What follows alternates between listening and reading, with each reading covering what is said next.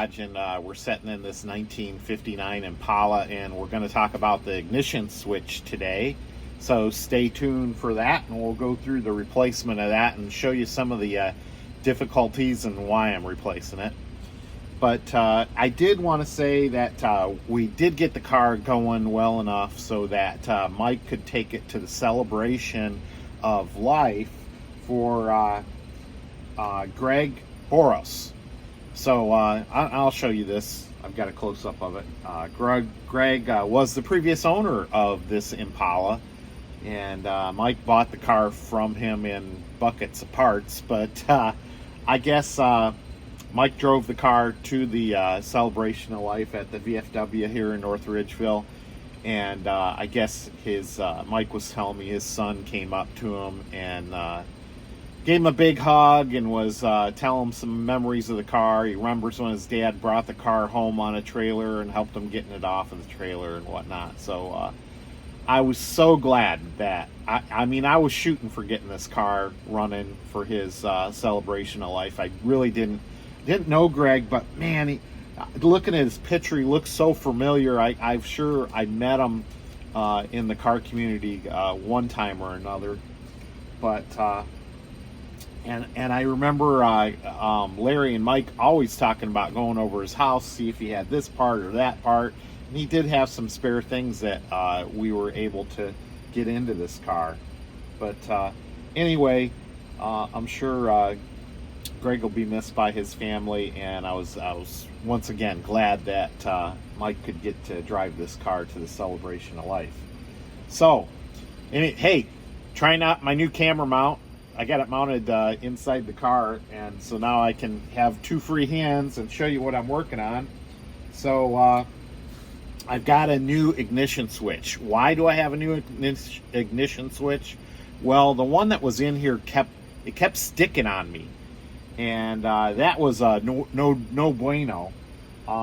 Actually, once I got the key mechanism out of it and was able to use just a screwdriver to click it back and forth, I didn't seem to bind up so much.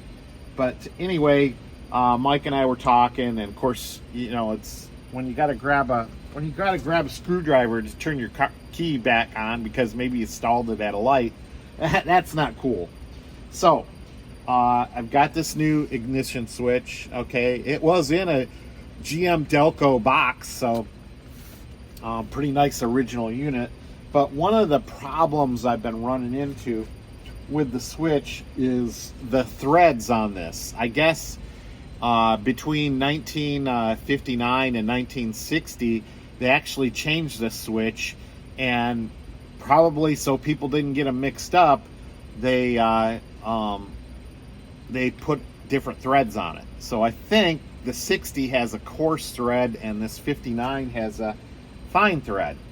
Unfortunately, I've been trying to buy the right bezel. Now, I've got this bezel right now, and it screws on very good. Let me show you here. All right, so that screws on nice, but I don't think that's the right bezel for a 59 Impala. I think it's more of this style, okay? And I gotta laugh because Mike walked in, and of course my train of thought went crazy there. He usually says quiet on the set when he walks in, but today he just stopped in to say hi. He's off to some appointments. But anyway, back to this.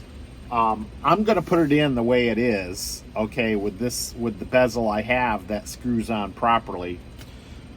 It's interesting on these switches. They actually have a hole for a light that makes the switch kind of glow. So we'll get that installed, and it's going to be a pretty easy change out. I've got the wires hanging below here, and I'm just going to plug that back in and feed it through, and we'll be back with you in a second. All right, I thought this was going to be a simple wham bam, thank you ma'am, install this ignition switch and away we go project, but no. I was started videotaping this probably 9 o'clock in the morning, and here we are at 4:30. And I think I came up with kind of an elegant solution to an issue I didn't even know I had. So in 1959, they had an ignition switch similar to this. All right. You can see it has fine threads on it. When they went to 1960, they switched to coarse threads. Okay. Well, I went ahead and thinking they're all the same. All right. I ordered my keys, my ignition switch. The ignition switch is 59. I ordered one of these bezels here, and it screws on just fine. All right. Now this has got fine thread on it. All right. This is the old one, and this is a sticky. This one would stick, and that's why I don't want to use it. That's why I got this new one that I got installed here. But this would thread on just fine. Had fine thread on it. Unfortunately, the bezel diameter here, that's for a truck, and it ain't gonna work. So I had figured that out a while ago. So I ordered another ring, all right? And I figured, oh, this ring will screw right on there. Well, no, it's a 1960 bezel.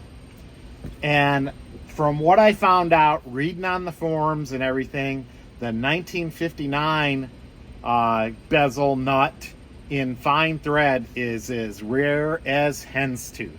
They just aren't out there, and if they don't reproduce them, and if they make them, if you're going to find one, you're going to find somebody else's used one, and it's probably going to be all scuffed up on the outside because somebody didn't use the right tool to install it or take it off.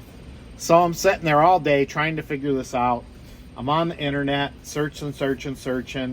I even considered maybe I could turn one of these from a fine thread into coarse thread if I had a die. I called Uncle Larry. Uncle Larry didn't have a die. Would have gone from 1 inch 32 to 1 inch 24.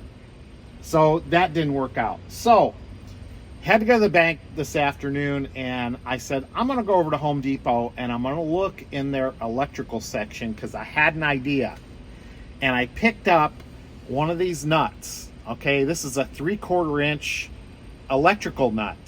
All right, used for electrical boxes.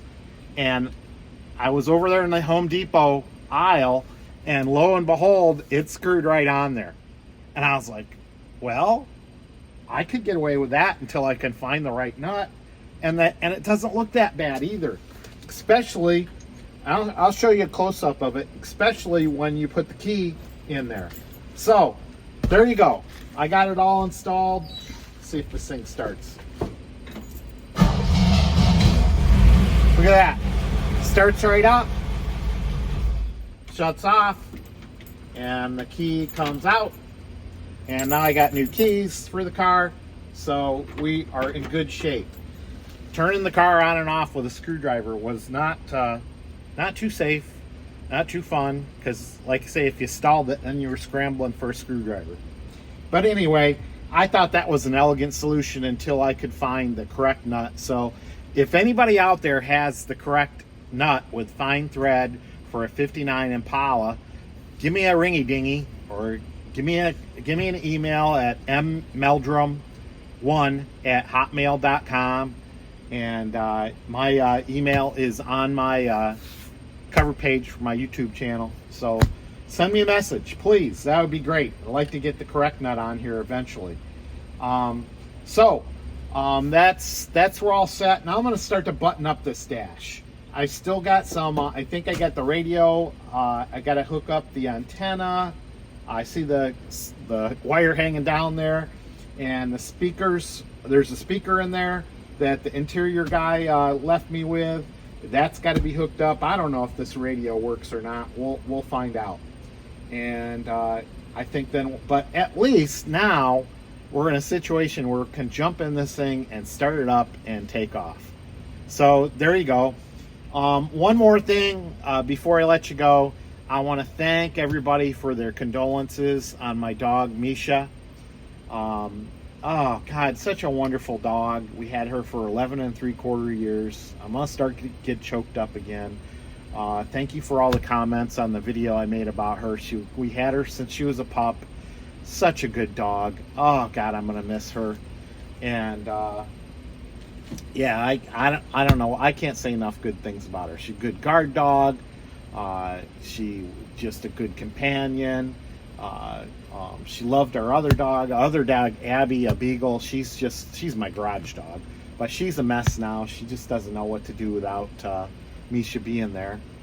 But anyway, she just to let you know, she had cancer, and it pretty much took up her whole rib cage area. It started on her spleen and just grew.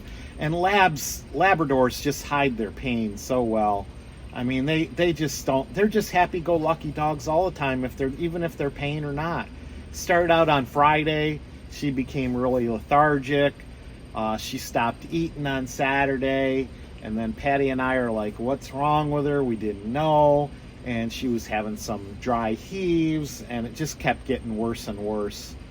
And Sunday we took her to the vet and found out that she just had a cancer that would be just incurable. So, dang, I hate cancer, even for people and dogs. Anyway, so we'll get back to working on things here in the garage. I got a special treat for you. We're going to go out and visit our buddy Brian Sarver in LaGrange. I know I said Wellington the other day. We're going to visit him in LaGrange. So, Mark Meldrum, Meldrum's Monster Garage. Like, subscribe.